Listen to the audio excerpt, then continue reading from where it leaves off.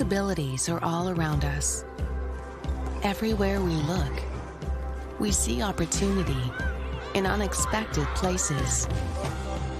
And when we share our knowledge, vision, and connections, we turn great ideas into action in communities all around the world that we call home. Like transforming an old bus to feed hungry children, or providing life-saving equipment to those who need it most. From fighting disease to rebuilding schools, together we can make real change happen. We're Rotary. We are people of action. Get involved today at rotary.org/action.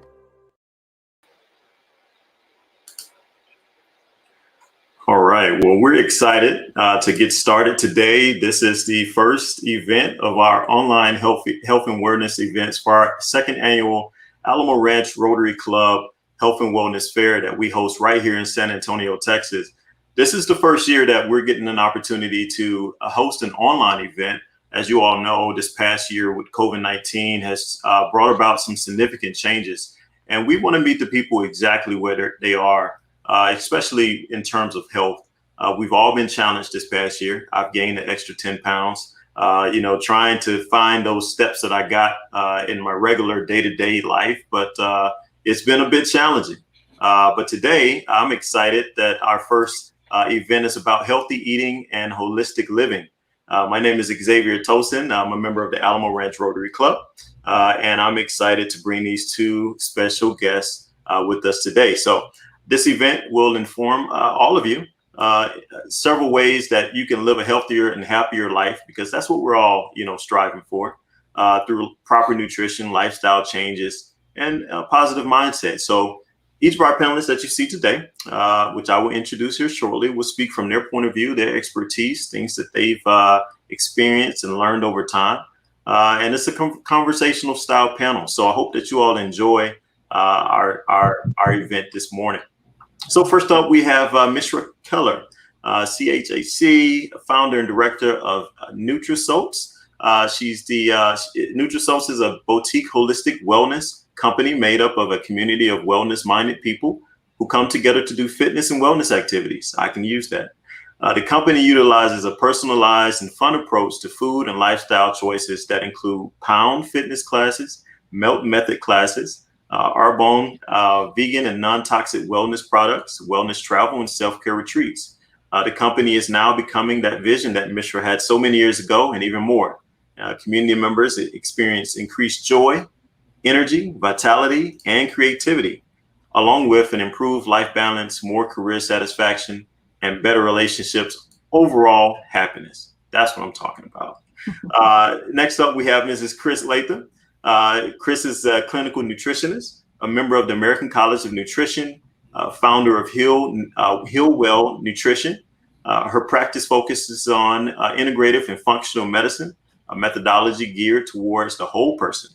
It involves optimal functioning of the body and its organs. As a certified nutritionist, Chris takes into account your history and your interactions of your genetics, environment, and lifestyle factors to guide you towards long-term health and protect you from chronic diseases. She incorporates various strategies to develop a personalized plan made just for you. So I'm excited. Thank you all so much for joining. How are you doing? Doing well. Yeah, thanks for having me. Awesome. Long time coming. It was a pleasure to read up on your bios and your backgrounds and speak with you in regards to, how you came to where you are today. I think especially dealing with this past year, it's been a very traumatic experience for a lot of us. A lot of changes happened, both good and bad, to be honest with you. One thing that I'm looking forward to is come out of this thing healthier. I've had this goal to always get to my optimal level of health. But I think with you all today, I'll probably walk away with some added value and some more knowledge. So feel free to kind of talk about what brought you to this point. I'll start with you, Mishra. How did you kind of, get to where you are, if you want to spend maybe 2 or 3 minutes, and then we'll pass the baton to Chris. All right. I have to tell you the abridged version of the story. I would say that my food demon started back when I was in college. I have always been an active person. I've always had an athletic build, and I was lucky that the things I was into were exercise. I've danced my whole life. I was a competitive gymnast. When I went to college, I wanted to be a cheerleader, and they had a weight limit there. It was 120 pounds, no matter how tall you were, or it didn't take any other factors into account. And so that started me on this journey of, trying to figure out how to feed myself, but then still fit into this box that I had to fit in order to do what I wanted to do. And I ended up getting on the squad, and they weighed us every single day. And if we were over the weight limit twice, we weren't able to cheer in the game the next Saturday. So it was a hard head and body thing going through it at such a young age. And unfortunately, I was doing a lot of the wrong things that to do to try to lose weight and stay in a certain weight range. So that started kind of my journey into trying to figure out how do I do this in a healthy way. I went on to dance professionally, and fortunately I was with a modern company. They didn't care how much you weighed or what you look like. They just wanted to see you dance. So I started learning about more holistic practices. I don't know if you know anything about dancers, but we tend to live off the grid in terms of medical stuff because a lot of dancers don't have insurance. So I started learning about holistic health resources. Our artistic director used to give out blue-green algae every time someone was sick because she didn't want the rest of us getting sick, and it worked every time. And so that just really intrigued me. A few years later, I ended up working for a chiropractor and really started seeing these holistic practices in action in a professional setting. And that's when I came to understand how friggin' powerful our bodies are and amazing our bodies are. If you give them what they need and let it go, give it some space, it will heal itself. And so at that point was when I decided I wanted to pursue a career in the holistic health field. And I attended the Institute for Integrated Nutrition, became a health coach. And that's led me to the work that I'm doing today. A few years ago, I was dealing with a knee injury that came out of nowhere. And in the process of trying to figure out how to heal myself from that, I came across something called the MELT method, which works with the connective tissue in the body. And in doing that, I discovered a whole nother realm of health and wellness that I'm super passionate about, working with connective tissue and the fascia in the body. And so now that has become interwoven into what I do when I help people, not only maintaining just a healthy lifestyle, but also making sure that their bodies are strong, stable, and injury resistant as they age. That is awesome. So you have firsthand experience about holistic health and how you can kind of reverse some things dealing with different parts of the body.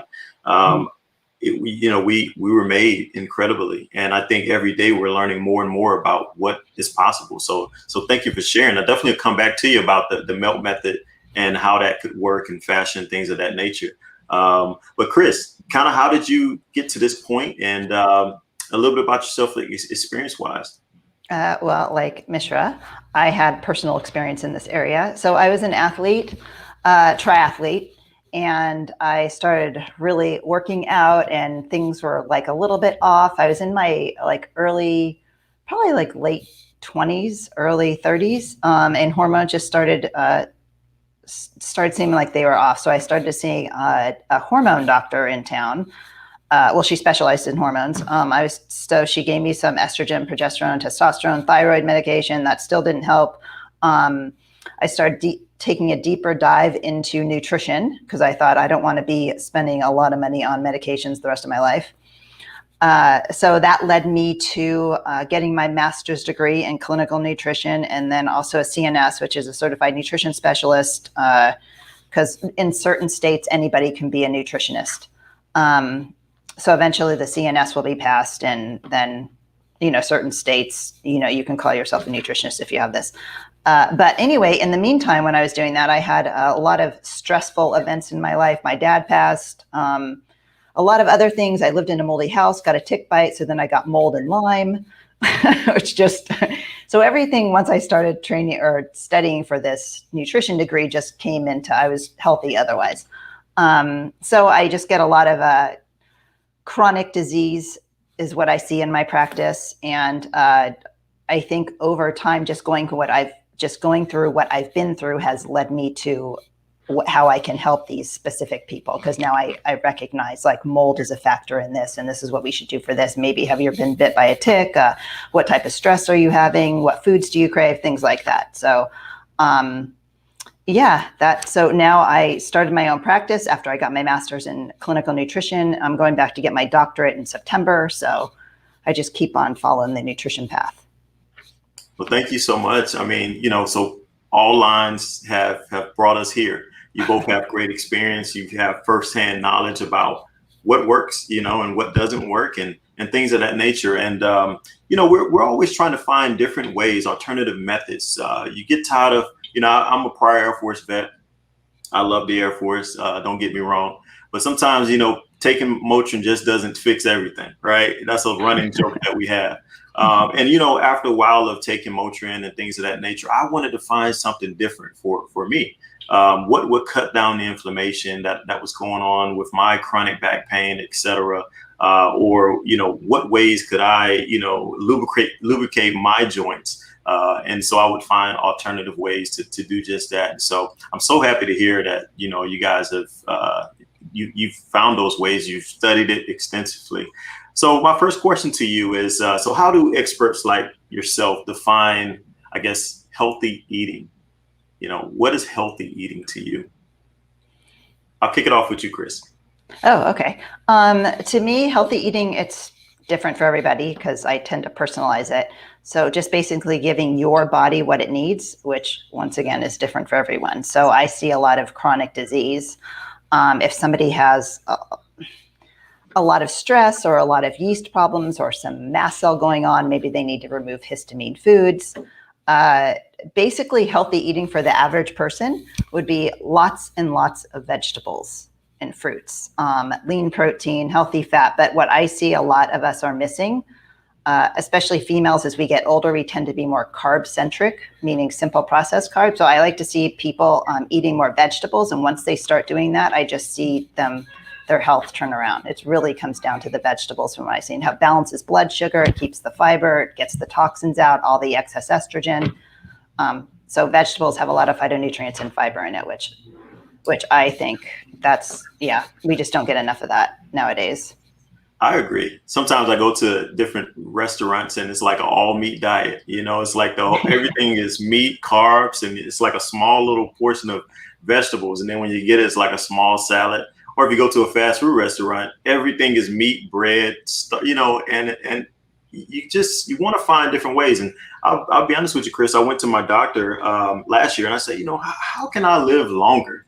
She said, you won't hear this a lot, but eat more vegetables, and that just made me like, wow. And I'll be honest, I did a little vegan sprint for a while. I think I did a little vegan sprint and I felt the best I've ever felt in a long time. Right. I felt lighter. My mind was clearer. I think the only thing is learning how to cook vegan dishes. That's the hardest part. Right. Making it taste good. Yeah. That's it. No one wants bland food. So we got to make it taste good. How about you, Mishra? Well, I concur with everything that Chris said. I think the other piece for me that is because unfortunately humans have made things like ultra complicated because when you look outside and like the birds, like they know what to eat. They don't really think about it. They just, they eat, people use their intuition when they eat. And we have that same power within us as well. So I think really starting to listen to your body will always tell you what it needs. And, even if you are having certain cravings for quote unquote unhealthy foods, then adding that piece into where you're really listening to your body and thinking about what are the other factors in your life that could be driving your food decision. So, for example, Institute for Integrative Nutrition's philosophy is that there's two different types of food. There's primary food and secondary food. The secondary food is actually the food that you eat. Your primary foods are your career, relationship, physical activity, and your spirituality. So when you're trying to eat healthy, it's important to look at those primary food areas as well, instead of just focusing on the food. Because if you're, for example, working an 80-hour week, it's not really, you're not, and you go to, you know, a nutritionist or a health coach and you say, oh, you should cook more foods or eat more vegetables. And they're like, well, how am I going to do that? So you have to look at bringing balance in all of these areas, so that then it's easy to make a salad or grab a salad, or, you know, you just have to just kind of look at it from the whole picture and not just focusing on the food. Now we're talking holistic, that whole concept, right? And I think that's so important. So I recently picked up transcendental meditation, just trying to quiet the mind. Well, not quiet the mind, but really process what's going on internally, and just seeing the world through a different lens, right? And it's been so helpful. I mean, I've seen changes in my life and the way that I interact with myself, interact with people. But you're so right, Mishra, when you talk about the two different areas and how they all align and they're in tune. And so you get messages, right, on what path you should be navigating. And it does play into a whole life concept with that holistic health approach. So definitely, I 100% agree with you. There was one question from the audience here. Someone asked, how do you fight cravings to eat sweets constantly, specifically chocolate? Who wants to take that one? I'll take that one. All right. It kind of piggybacks on what I was just saying. So first of all, what kind of chocolate? Not all chocolate is the same. So if it's, you know, Hershey's chocolate that you're craving all the time, that's a little different. I think looking at your lifestyle and looking at your emotional state in terms of sugar cravings can be something very helpful. If you are under a lot of stress, you're going to crave things that just give you that boost, and it's trying to shift your energy. If you are not exercising or not moving, or you are doing a type of exercise that you hate, those things can cause you just want something sweet. You just want something to feel good. So I can tell you a quick story. A few years ago, my mother-in-law took a trip. She went to Scotland. She brought us back some of those little Walker's shortbread cookies. And at that time, I was just in a place where I wasn't eating a lot of sugar. And so I just stuck them up in the cabinet, and like, we didn't really eat them. And my husband and I had a little heated discussion one day, and he left to go to a friend's house. And as soon as the door closed, the first thing that went to my head was, I want those cookies. And I remember thinking, like, oh, that's really interesting. Those things have been in there for like a month, and I've not had any desire to eat them. But the moment that I had some feeling of separation with the person that I loved, and I wanted to like fill that up with sugar. I wanted that sweet part back. And so that was really kind of what started the craving. So I mean, just being really mindful of what other things may be going on in your life that may be making your brain say, I want to eat, you know, a giant Hershey bar or whatever it is. So those, that holistic kind of piece back in. Absolutely. So those triggers, watching out for triggers too, right? Creating that habit cycle. I found myself, you know, and you stay away and realize, okay, this is what's going on right now. This is why you're craving Sonics, which they built one right up the street, and they built one on every corner. And I'm like, why are you doing this? So don't work too hard. That way you won't crave Sonics, which is right up the street. Chris, did you want to add to it, or I can go to the next question? Yeah, no, I agree with that. I totally agree. Stress has a lot to do with sugar cravings and that fight or flight response, trying to get away and get energy to run. Also balancing your blood sugar, I think would help also. So having, I always get questions from people, gosh, I'm still hungry after a meal, or I crave sweets all the time. Well, maybe you didn't have enough protein or fiber at that meal, and now you're still, just making sure you're getting a good array of vegetables to help quell that desire for the sweets. That adds another question. So how do you know? I think we're all, if you're not studying this stuff every day, you're winging it. Let's be honest, you're winging it. I don't know how many vegetables to put on my plate. The pyramid chart is, what's that? Look, I'm sitting over here like, okay, how much meat should I put on my plate versus how many vegetables? You know, the plates change. The pyramid chart, I believe, has changed as well. So what are we, how much, you know, should it just be mostly greens and vegetables? How do we know we're getting enough folic acid, fiber? Template, please. Template.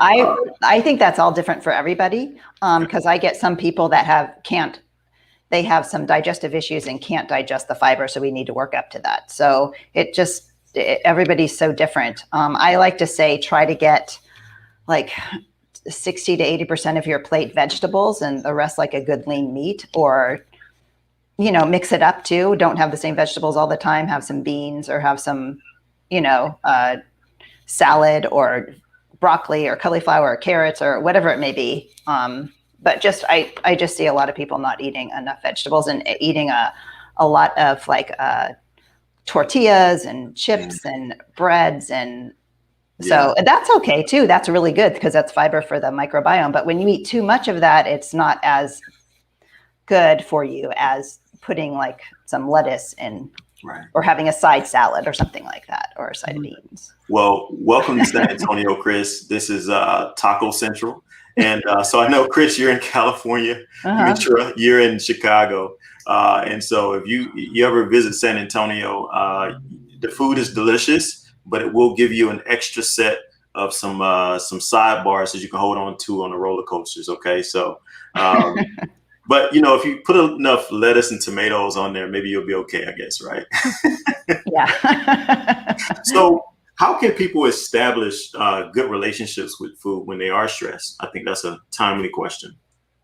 How do you establish a good relationship with food when you are stressed? We talked about those triggers, but yeah, how can you reach for the cashews instead of the milk duds? You know, what are some things that you've done to put those habits in place, good habits? I can start. I think once people get on a healthier path, like exercising or walking or drinking more water, I think it's easier to make good food choices because they're in that state of mind. One thing I've asked people to is ask themselves, why do you want that piece of food? Are you tying it to an emotional experience when you were younger? Like I always got upset and so my mom would give me like a chocolate bar, or I never liked spinach growing up and I don't like it now. So just tying back to that emotional piece, I find helps. And also I've been learning a lot more about engaging the parasympathetic system. So, which is the opposite of fight or flight. So when you're in fight or flight mode, you're running from that lion. You're not going to digest food. You're not going to have a baby. Your eyes are going to dilate. Your blood pressure is going to go up because you want to run from that lion, which could be anything: sitting in traffic, getting in an argument, not liking the job that you have. So taking the time to like just engage that parasympathetic and bring back that cycle, which is like deep breathing or meditation, and actually humming is really good too. Just humming along to the radio or something like that. So engaging that parasympathetic and bringing it back down to rest and digest and recover. All right. So you're going to have to go on our Facebook page and write that out on a comment, parasympathetic, because I've never heard that before, but it sounds like being very in tune with yourself, right? And knowing and having some type of empathy or sympathy with yourself. Am I on the same page? Yeah. So there's sympathetic and there's parasympathetic, and they're part of a nervous system that's automatic in our body. Sympathetic is when you're say like it's your fight or flight response, which I'm sure people have heard. You're in that mode, you're running. So I like to say it like we're back in the caveman days, we're running from that lion. So we're not going to eat food, we're not going to have a baby because we're in that. The body just wants to survive, that's all. Parasympathetic is when we're sitting down with all of our friends and our caveman friends and having a big bonfire and eating, and we're relaxed. And we want a balance of the two. I think nowadays, especially with last year, everybody was in sympathetic mode. And so we tend to reach for the sweets and the wine, and the kids are at home. You lost your job. Yeah. So that all puts us in that survival mode. And we want to get back to the relaxation mode, which brings down the heart rate, brings down the blood pressure, allows us to eat and absorb nutrients. The body feels safe. Mm-hmm. Absolutely. Absolutely. You hit the head right on the nail. So I'm with you. I'm with you on that. Mishra, did you want to add to that? Yeah. So now I've had two things, not three things. So just to piggyback on what you were saying, the parasympathetic nervous system, you also have something called your enteric nervous system, and that controls your digestion. So just like Chris said, when your sympathetic nervous system is in control all the time, you could be eating the best diet, but it's not getting a chance to digest and do its magic like it's designed to. So she's absolutely right with the parasympathetic nervous system. Like, you want to bring balance. Not really. You need all three of the systems to work at the right time. It's just making sure that the sympathetic isn't taking control the whole time. The other thing I wanted to say, you're talking about the cravings. The goal is not to eat a perfect diet all the time, at least in my opinion. So sometimes you might need to eat the Hershey bar. Like, if you are using Hershey bars to cope with your life and you're eating them all day, every day, like, that's a problem. But life is too short. Like, sometimes eat the Hershey bar and sit down and enjoy be present with it and enjoy every moment of it. Or if you are stressed, and sometimes you just may need the Hershey bar to calm yourself, but having other tools in place and thinking about it ahead before you get in that moment, and having some tools in place to help you that you can, like, not having the Hershey bar, but having the cashews in your house. That's one way of thinking ahead. So, I'm feeling stressed. I may normally eat a Hershey bar, but I don't have that, so I'm going to eat these cashews. Right. So another tool that I mentioned earlier before in my intro that I practice, I'm a MELT method instructor. And there's actually, just as we were talking about parasympathetic, I was like, oh God. There is a sequence that we do within this method called the rebalance sequence. And I love teaching this to people because you don't have to understand parasympathetic or enteric or sympathetic. You don't even have to understand any of that. You lay the link of the roller, and there's like 3 really simple moves that you do that literally just shifts your energy immediately. And it brings down that sympathetic nervous system function, enhances the parasympathetic nervous system function, and it also helps to bring better timing in your diaphragmatic breathing. Because so many of us are breathing up here. Breathing is an easy thing, like you were saying, to do. So much of us are breathing up here. This is where you start to breathe when you're running from that saber-toothed tiger, right? Yeah. When you bring it down, this is where all the magic is happening, down in the belly, and using your diaphragm. And a lot of people, the timing of your diaphragm is off from just information from the brain to the body, and the body to the brain not flowing efficiently and effectively. And stress has a lot to do with that. So, and using simple techniques. The one that my go-to is that rebalance sequence when I'm feeling super stressed out. There's some other MELT method techniques that I use, but just having those things on hand ahead of time. And if you're not sure what those things are, then take some time to build up your health toolkit and build up your arsenal of tools, so that when you get in that stressful moment, you're ready to go and you're not like just trying to figure it out as you go along. That's when you're going to make a choice that may not serve you. That is awesome. I mean, you hit on several great layers there. So one, there are many layers, right? Trying to get them all down in one lifetime is a journey, right? But those are free tips that can really change the outlook for a lot of people who may be viewing or maybe view this later on. I think Chris, both of you talked about breathing, right? And so sometimes I'll be honest, I'll be up here working and I'm like, am I breathing? Because the stress. And I think a lot of folks do that. Like, we're not paying attention to the most vital source of energy and just keeping ourselves healthy and releasing stress, which is breathing. We hold our breath when we're at work or when we're in tense situations, and they're happening all the time. We're watching a movie and we're holding our breaths, right? And we're not realizing that we're depriving ourselves of just that one vital function.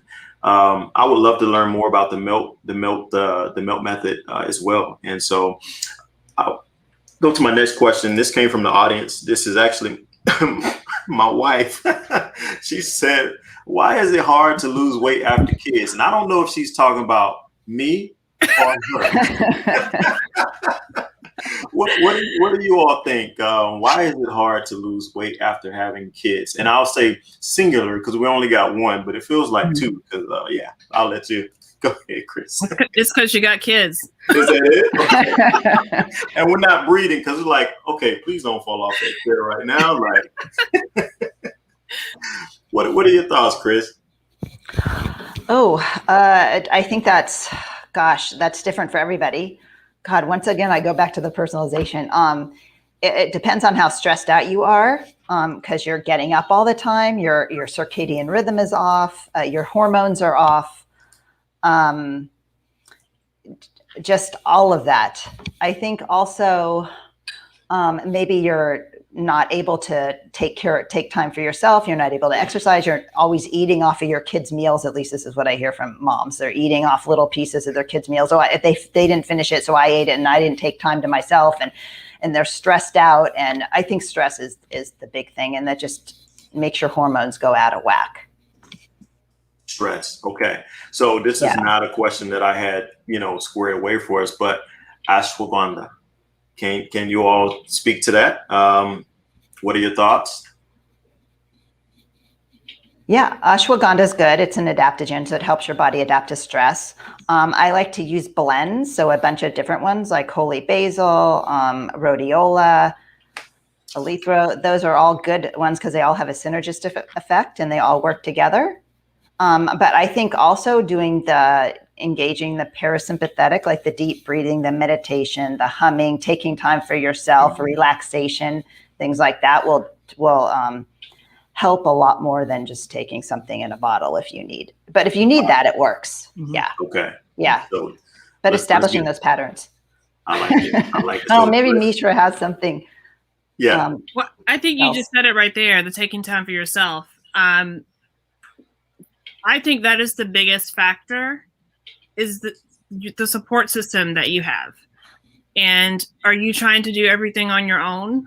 And I'm not just talking about having your partner in your home, but just even other support systems around us, especially I think in our culture.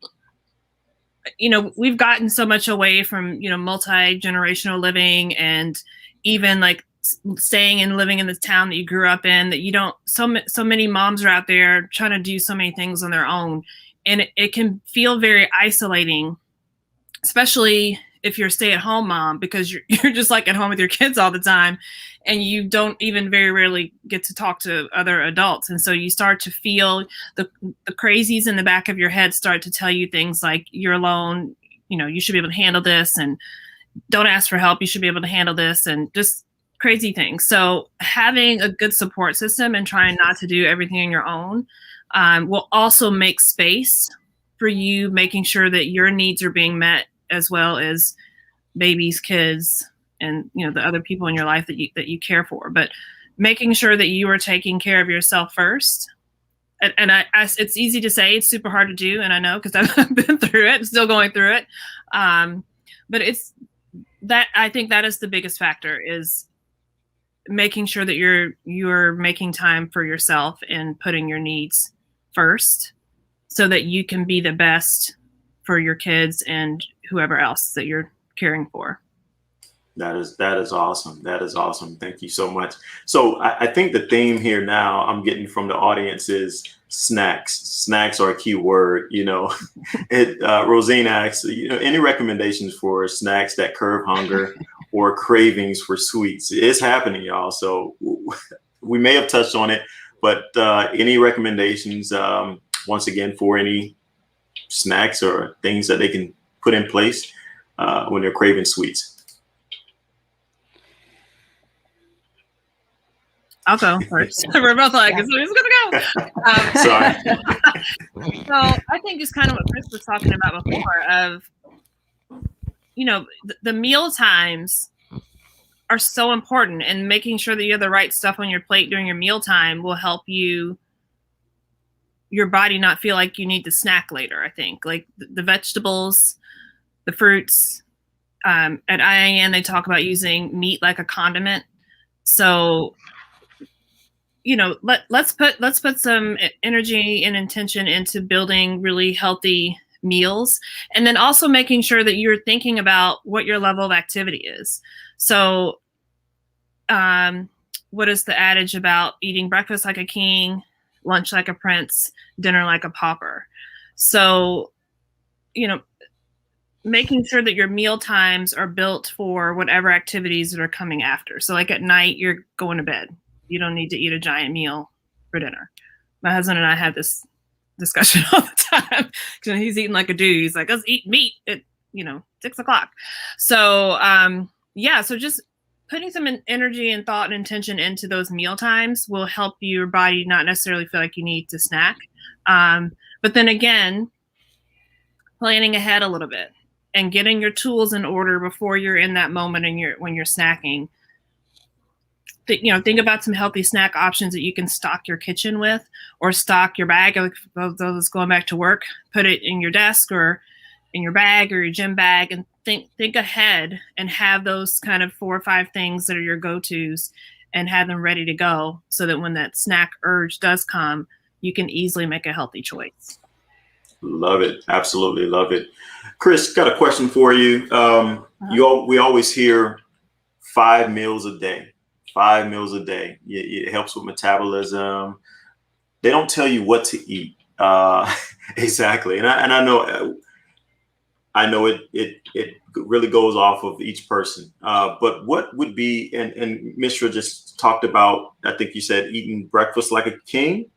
Mm-hmm. Can you say that one more time for Mishra? Breakfast like a king, or breakfast like a king, lunch like a prince, dinner like a pauper. Man, I mean, that sounds like a recipe for success. I'm serious. So in between those meals, right, Chris, what would you say would be some light snacks that folks could, grab and keep themselves okay during the middle ground? Yeah, so mixing it up, variety. I like carrots dipped in like nut butter. Sunflower seed butter is really good. I like the ones without all the extra sugar and additives and guar gum and emulsifiers, and because those are just gonna, it doesn't taste good anyway. Just look for sunflower seed butter and that's it, or some salt. Mm-hmm. But I like carrots dipped in that. Celery. There's also hummus, some fresh berries, some nuts. If you tolerate dairy, there's the cheese and the nuts. In fact, sometimes if I'm going to go for a workout or something, I'll take like a rice cake and put some nut butter on it and some salt. And that's good for me for a short little run. A hard-boiled egg, apple with nut butter on it, apple with cheese. You just want to make sure that it's balanced, because then you're not going to spike your blood sugar and have cravings later on. Because when you have something just like that's just sugar and fat, like a donut, then that's the worst thing that you can have, because it spikes your blood sugar. It creates a surge of insulin to get that glucose into your cell. And if your insulin stays high, because you're doing that a lot, then it becomes resistant, and then it leads to diabetes. So you want to make sure that you have protein and fiber with every meal, which is why I like to slow down that blood sugar response. It helps your brain, it helps your energy level, and helps cravings. That is awesome. Thank you so much for that. Yeah, when this is over, I'm gonna play this back because I need to hear it one more time. I'll share with you. I asked my son, he's 2.5 years old. What do you want for breakfast? He's like, pancakes, eggs, bacon. I'm like, okay. So, I'm like, right? You want he wants the breakfast like a king, right? Yeah. And we'll do it. We'll do that. We'll give him exactly what he's asking for. Not every day, but maybe once or twice a week. But what I tend to do is I add Hungry Jack all over it. So when you I have a really easy substitution for you. Thank you, please. Maple syrup. Maple syrup, just pure maple syrup. Because you're not gonna slather in maple syrup, otherwise your teeth are gonna fall out. Like okay. It's like a whole food, so and it's very sweet on its own. So yeah. Okay. So a little bit. There are lots of healthy things like fruit and whatnot you can put on your. I'm not trying to say you have to use syrup, but if you want that syrup experience, you can easily just use maple syrup. And my question, when I do that, I'm spiking my insulin in the morning when I'm using a lot of syrup. Is that correct? Is that what's happening? Because I feel lethargic. after Well, I eat because you're eating high fructose corn syrup with flavorings. it? Maple syrup it came out of a tree. It has nutrients and vitamins and whatnot in it. Things that your body actually needs and is breaking down and to use for something. The high fructose corn syrup, the Hungry Jack syrup, is just processed sugar from a factory and flavoring. Thank you. Good to know. To try to taste like you're having maple syrup. We're about to throw that out. I know my wife's watching, so it's going to be gone. We're going to go find some maple syrup, because we want to live healthier, especially we want him to have that chance to live healthier as well. And you can experiment with other things too. Like you can do like a Belgian type waffle and put strawberries on it. Something that we make sometimes is elderberry syrup, which elderberries are awesome for your immune system. You can, add a little bit of sweetener. Maybe you can even do like a honey. You can put honey on your pancakes also.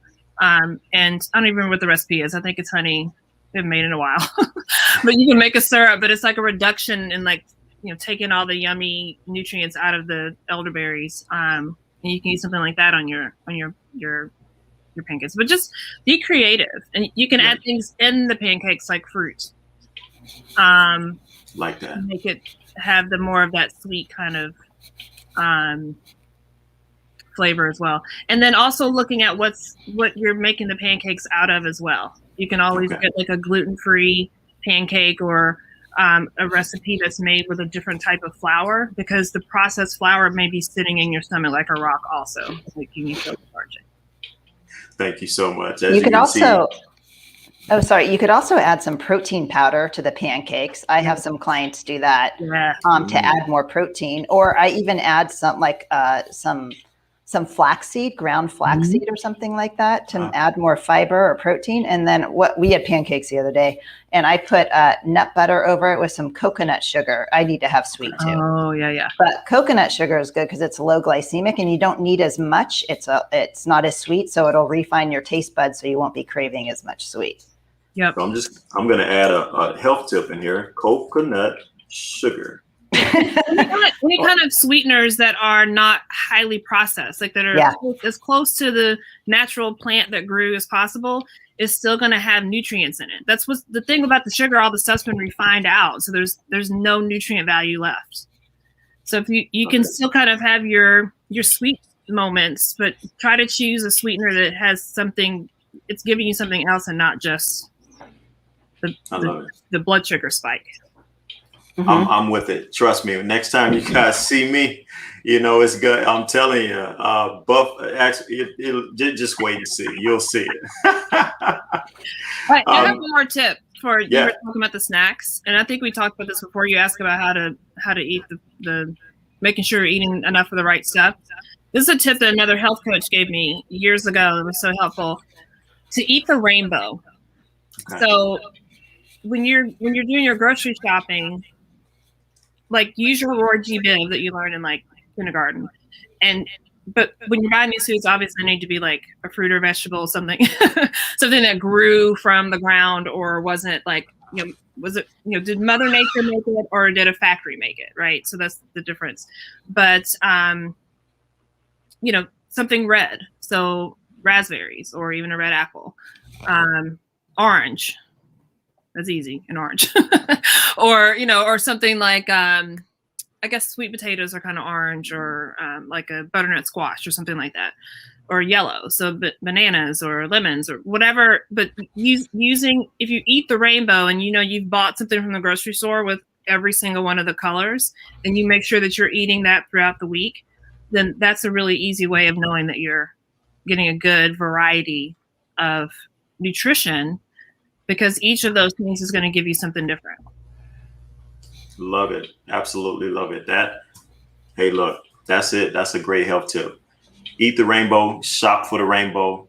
If it comes in a box, look at the instructions, make sure it's closest to nature as possible, right? If it start adding all those other things in there, you might want to stay away from it. So since you all have made the changes, not saying you're perfect, because I know we all fall short from time to time, but since you've made that pivot in your lives, what are some things that you've noticed mentally, physically, just overall that it just took your life to another level? What would you say? I'll start with you, Chris. Geez, that's a good question. What took me to okay. Since I have a mold and Lyme background, getting rid of my infections was huge. That is huge. And then rebuilding the system, because like Mishra said in the beginning, the body has an amazing ability to heal if you give it the tools, and it does. I see people in my practice all the time, and you didn't think you could do it, and you totally can heal. But the one thing I would say would be getting rid of the infections, like the mold and the Lyme, the virus, the parasites, and creating an environment in your body where it can't live.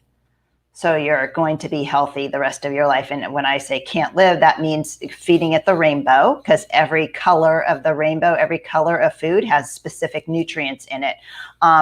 For instance, summer's coming up and Mother Nature gave us cherries. Cherries have tryptophan and melatonin to help you sleep. And there's a reason it only comes in summer, because the days are longer. So Mother Nature is saying, hey, eat cherries to help you sleep.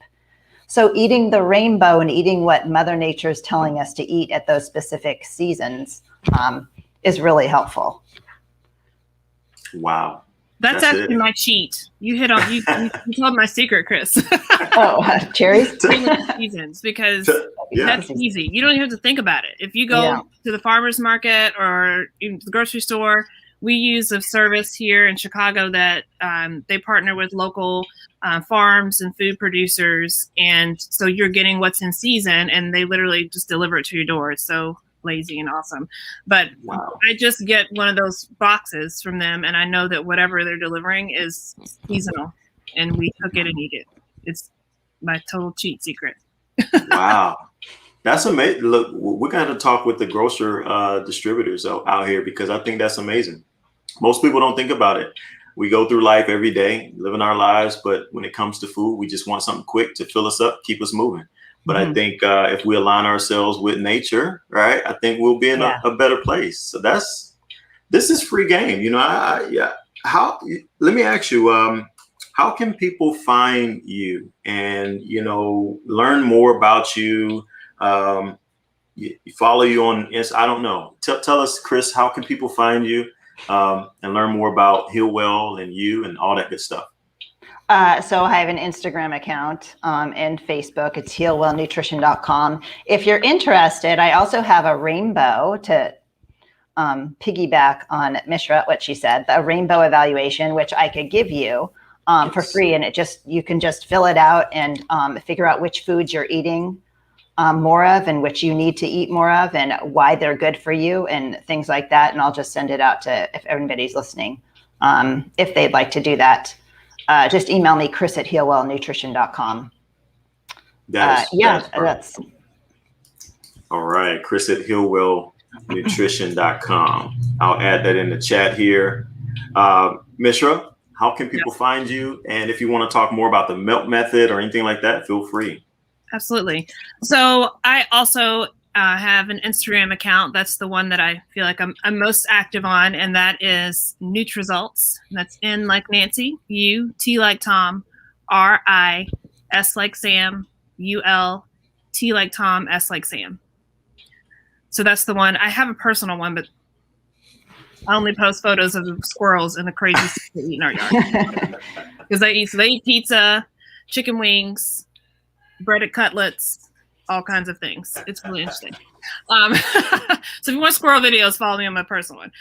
So Nutrizults. I'm also pretty active on Clubhouse, and I think just Mishra Keller is what my handle is for that. And then also just talking a little about the melt method. Someone asked me how to spell that. It's melt, like ice cream melts, MELT, melt method. And what we do with the melt method is about hydrating the connective tissue and also creating better movement patterns in the body. So your connective tissue is a three-dimensional fluid-based system that supports, connects, and stabilizes our body. So it's not our bones, it's not our muscles that's doing it. It's the fascia. And if you, this sounds kind of gross, but if you were to peel away the skin, the outer layer of skin, if you took all the your internal organs out, took the bones out, you would be left with the fascial system, and it would still look like a body. So in fact, in embryology, that is one of the first parts of your body that's formed, because it informs where the muscles go. Every single muscle fiber in your body is encased in fascia. All of your organs are encased. It gives the space where your organs are supposed to go. I think what happens is your daily living, like, am I still there? Because now my camera's instantly. Okay. Yeah. Daily living causes your tissue to become dehydrated. And because it's a fluid-based system, when it's dehydrated, it looks kind of like a dried out sponge. Mm-hmm. And, you know, when you try to use a dried out sponge to clean your counter, it doesn't really work. It needs to be hydrated, and the tissue is the same way. And when you your tissue becomes dehydrated, it can't hold you up like it's supposed to. Information from your brain to your body to the brain cannot flow efficiently and effectively. And then therefore, every other system in the body is having to compensate for the system not functioning properly. So what the melt method does is we offer very simple and easy techniques to hydrate the tissue. And also there are techniques that are designed to, how do I explain this quickly and easily? So you are, when your brain, when the tissue is dehydrated and your brain's trying to send an information to the body and it can't get there efficiently, it might start taking an alternate route to get the information. So for example, I'm having trouble hearing you. Oh, Siri. Siri's having trouble hearing me. She does that to me too. Okay, Siri, we all know you're your girl. She doesn't understand. Oh my goodness gracious. So the information from your brain to your body isn't flowing effectively, and it can't stabilize the joints when you're trying to move. And so what the techniques do, we hydrate the tissue and we repattern, we reintegrate first the information. So your brain talks to the stabilizing muscles around the joints, and then we repattern, because what happens with the compensatory process, your body just starts creating all these weird faulty movement patterns because it's trying to keep you moving no matter what. That's how amazing our body is. The beauty and the beast of it is compensation, right? Because you want it to compensate so you can just moving, but then over time that just creates damage in the body. So these techniques are designed to keep you pain-free. A lot of people who are experiencing chronic pain have been able to drastically reduce. Some people eliminate the chronic pain. That's been my story. When I talked about that rebalance sequence, it helps to reduce the effects of stress in the body, and it helps you create a strong, stable body to help you become more injury resistant. Wow. I know a lot of folks that can help, help with, especially myself. So I'm definitely going to be looking more into it. And I offer private sessions for people, 90-minute sessions where we work on whatever Chris was talking about, personalization, that is like so powerful. We look at what your main pain points are, what your health goals are, and I offer melt techniques and melt maps for you to get started with this process and learning how to listen to your body and give it what it needs so it can be its best for you. That's amazing. Two amazing beings coming to our platform today to give us well-rounded information about healthy living and healthy eating and holistic living. I truly enjoyed it. I've learned so much during our short time here. I could keep you on all day long learning more about, what we can do to experience a healthier and happier life. But I know that time is of essence and you all have things to do. You have people to help. And so I placed your information into our chat. We'll always go back and add it in there and just share more information so folks can keep up with you and learn more about what you got going on, and hopefully reach out to you to learn more about how to eat healthier, how to have that holistic approach, the melt method, things of that nature. I have interest myself. And so I'm super excited. I just want to take time to thank you both for joining in. This is our first event. This is our first event of our online series this week. On June 5th, we will be having an in-person health and wellness fair, which is right up the street here in Alamo Ranch, San Antonio, Texas, which is free to our community. You're going to have viewers that are going to view this later on. Lots of folks are at work right now, but we will rebroadcast this out for them to view. And so you may get some calls and some emails. Sorry about that, but I know you wouldn't mind it. And also, it's just going to help so many people. And so we're excited to bring this free event, bring you all to the table to give us helpful insights. So any last remarks before we depart? Thank you again.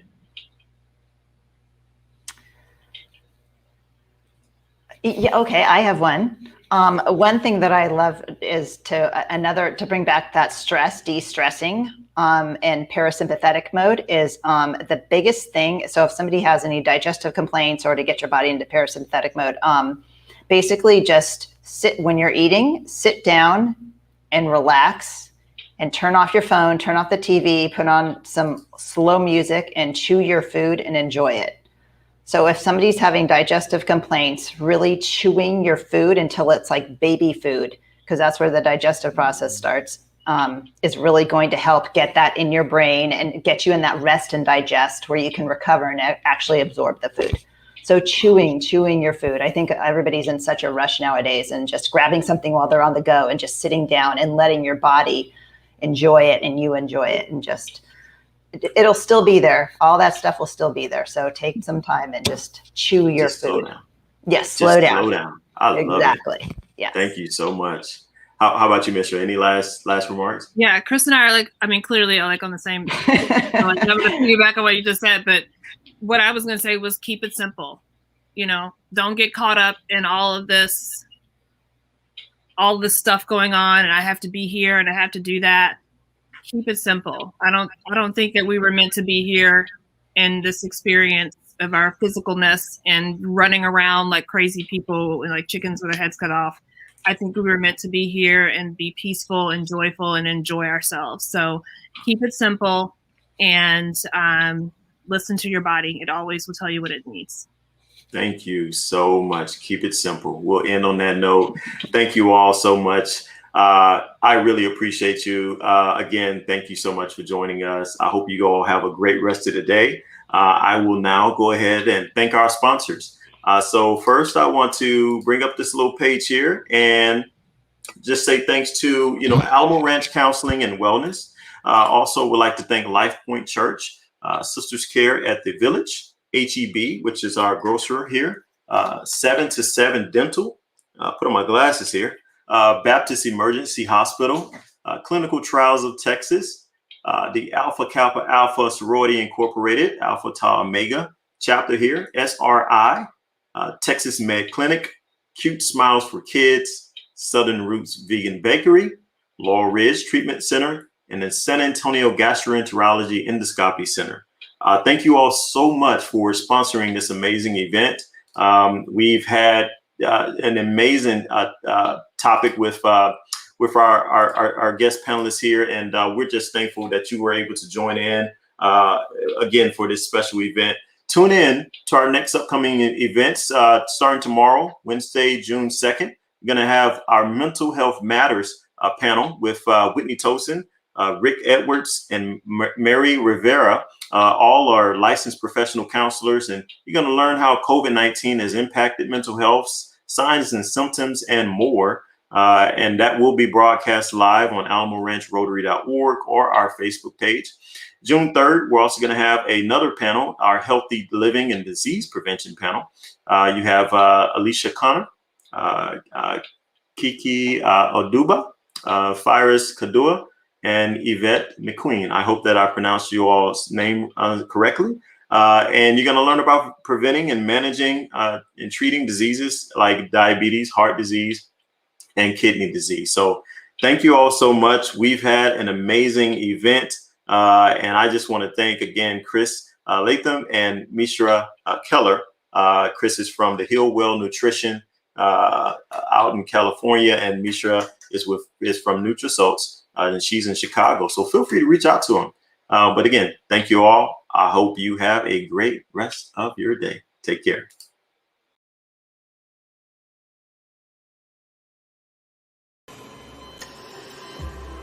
Possibilities are all around us. Everywhere we look, we see opportunity in unexpected places. And when we share our knowledge, vision, and connections, we turn great ideas into action in communities all around the world that we call home. Like transforming an old bus to feed hungry children, or providing life-saving equipment to those who need it most.